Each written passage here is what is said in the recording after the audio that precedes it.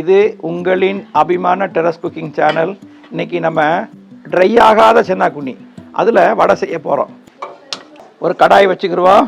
உடச்சக்கடலை லைட்டாக வறுத்துக்கிறோம். காஞ்ச மிளகா பவுட்ரு பண்ணணும், அதுக்காக மிக்சி ஜாரில் போட்டுக்கிறோம். அதோட நம்ம வறுத்தம் பார்த்தீங்களா காஞ்ச மிளகா, அதையும் இதில் கிள்ளி போட்டுக்கிறோம். கொஞ்சம் கல் உப்பு சேர்த்து போட்டுருவோம்.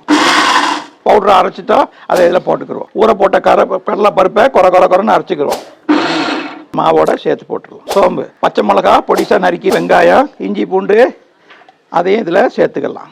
மஞ்சள் தூள், மிளகாத்தூள், பெருங்காயத்தூள், கருவேப்பிலை, கொத்தமல்லி தலை, தூள் உப்பு எல்லாத்தையும் இதை ஒன்றா பரட்டிக்கலாம். சென்னாக்குண்ணியில் ஈரம் இருக்குது, இதை எடுத்து இதில் போட்டு தூள் உப்பு போட்டு சேர்த்துக்கணும்.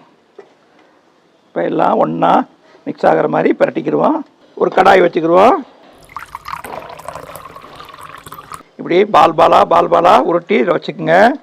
எடுத்து விட்டுட்டு சட்டியுடைய சைட்லேருந்து போடுங்க, இல்லைன்னா இந்த கரண்டியில் வச்சு இது மாதிரி அப்படி போட்டுருங்க.